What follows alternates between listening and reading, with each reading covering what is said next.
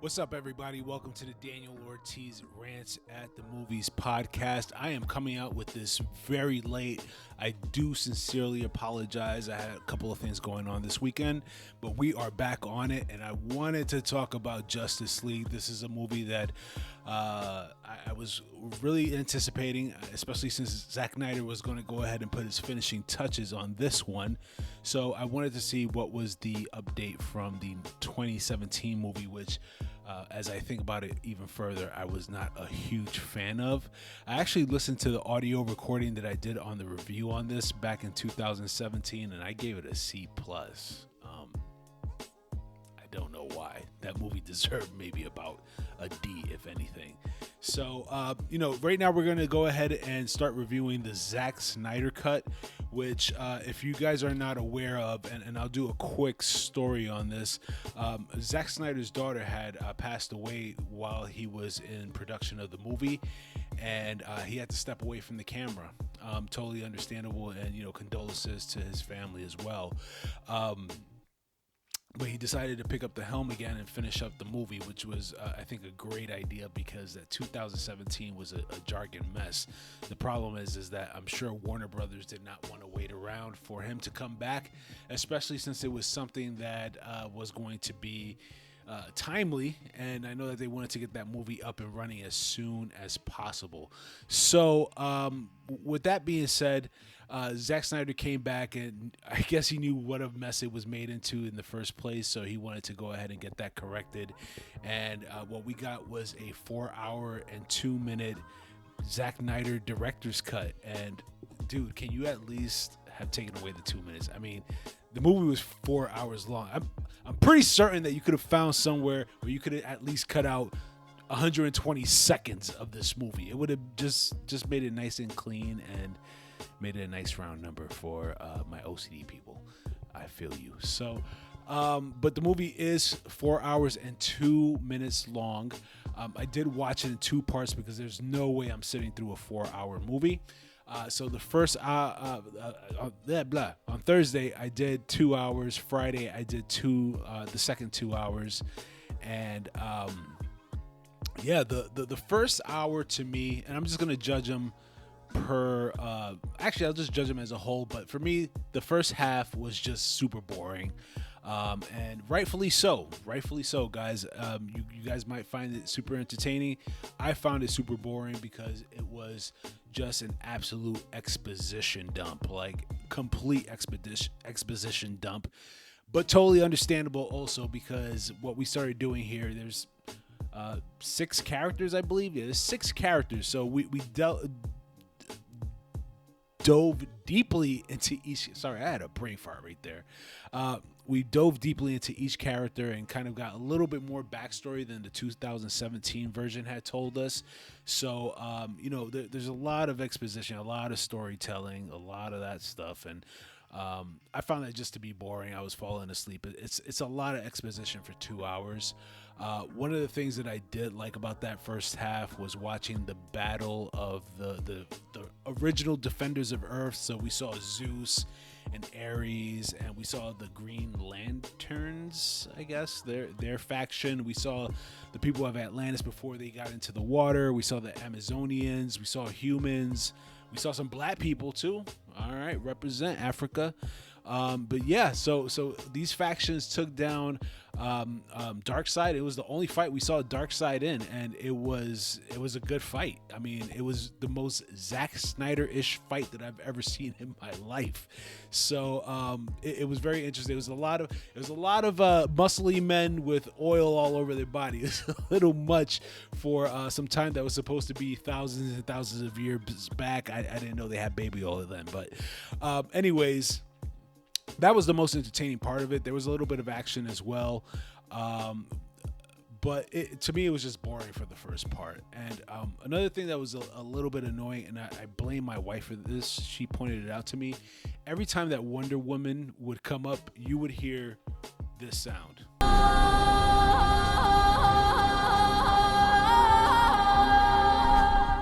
And it was literally like, now I can't unsee it. So every scene I'm hearing that sound, I'm just like, yep, there it is. So it was like an eye roll every single time for the entirety of the movie. So Sorry if you haven't seen it now, but I kind of spoiled that for you. Is going to just break that window for you. You're not going to be able to see it. But anyways, yeah, so I found the first part to be a little bit boring.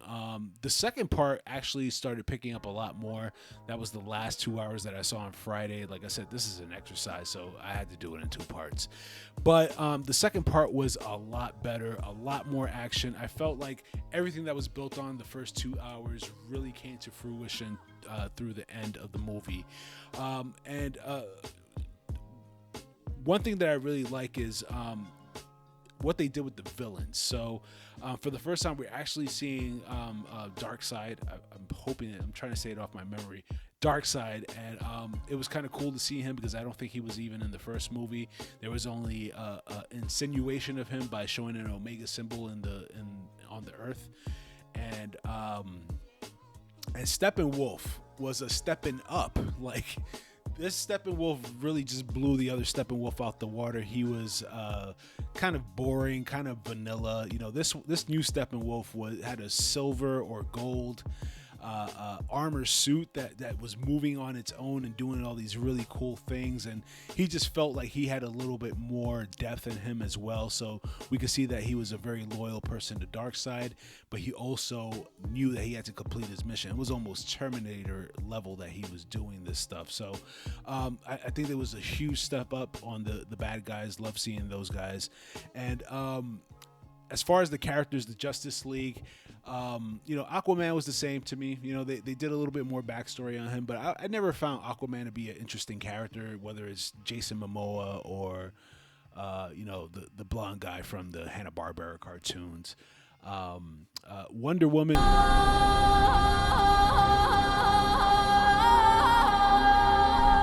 Wonder Woman was cool as usual.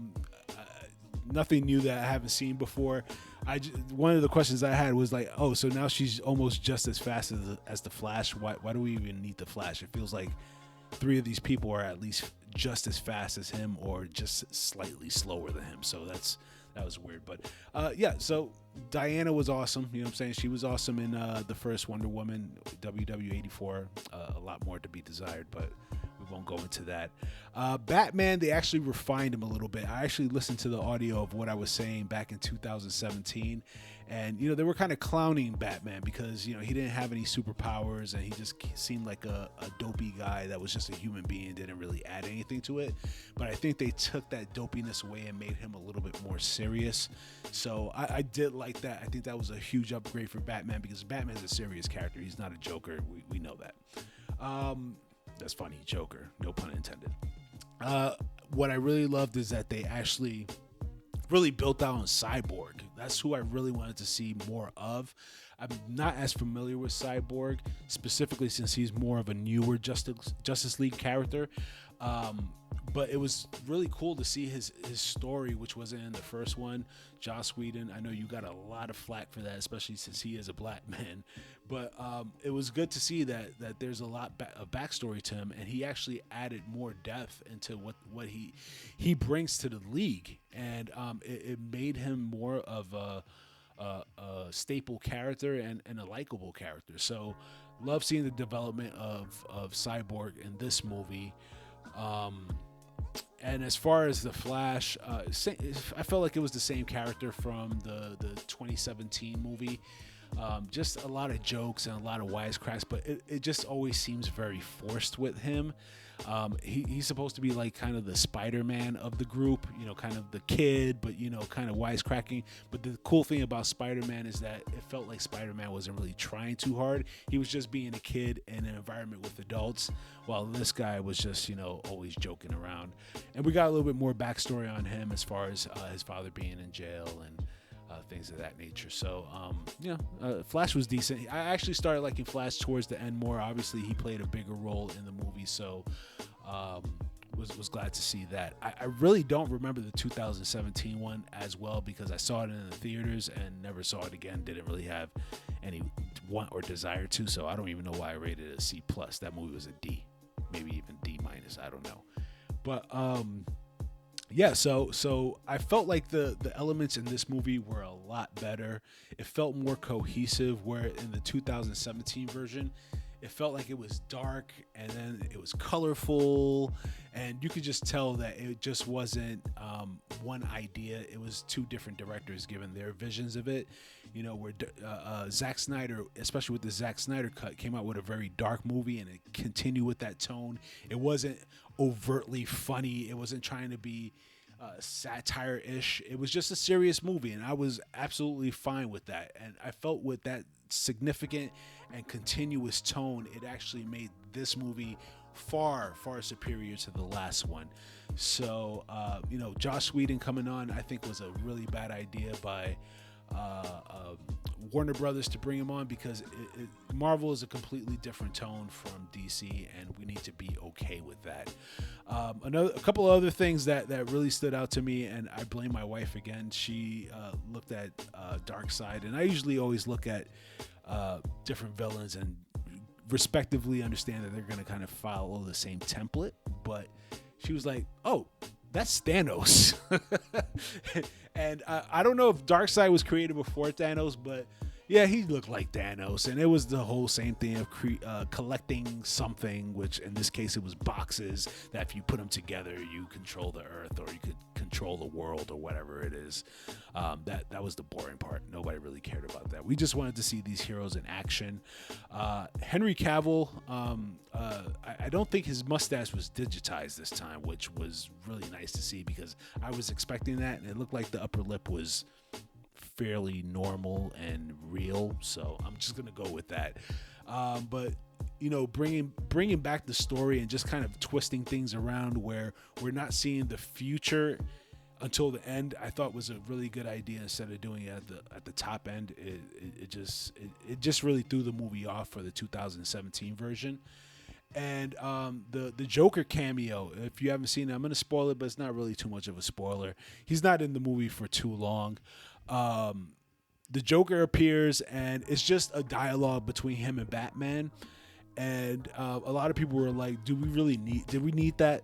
I think we did. I think that was a really good dialogue, because the Joker is always getting into Batman's head, or at least trying to, or at least making his lip quiver a little bit, you know?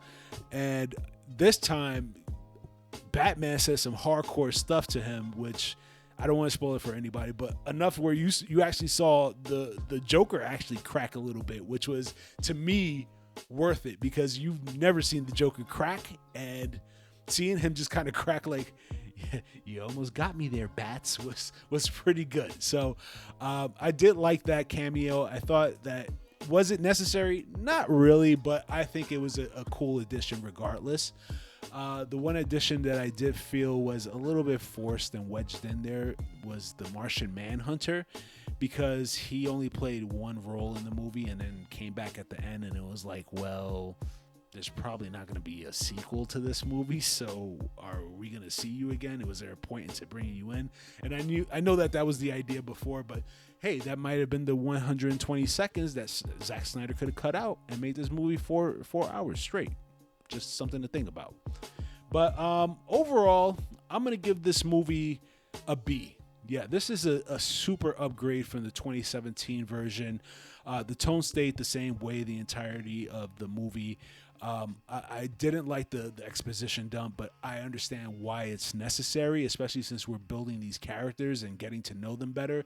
And the ones that we didn't know in 2017, we didn't get to know them, and we were like, okay, whatever, I don't know their backstory. But now, like, when I see Cyborg, I have a little bit more invested in him, because I did care about his story and his background. I felt sympathy for what happened in his life. So I appreciated that was brought into the fold a little bit more. So 4 hours, I do recommend you watch it in 2 halves if you haven't watched it yet. It'll make it a lot more digestible. But like I said, the top end was a little bit boring, but you know, the end of the movie, just the last 2 hours, I shouldn't say the end, because 2 hours ain't gonna be no end, but the last 2 hours were actually very strong, and I think it did it justice, pun intended. Anyways, thank you for tuning in. I really do appreciate you guys coming on, and I know you've been doing it a lot more. I appreciate the clicks, I appreciate the likes, the comments. Please be sure to subscribe, like, If you feel inclined, share. I want to get myself out there, but feel free to visit me on Instagram as well. It was Daniel Ortiz Rants at the Movies, but I felt like that was too long, so now it is just Daniel Ortiz Rants. I'm very easy to find. It's one whole word, and love that you guys are here, and I'll catch you on the next one. Take care.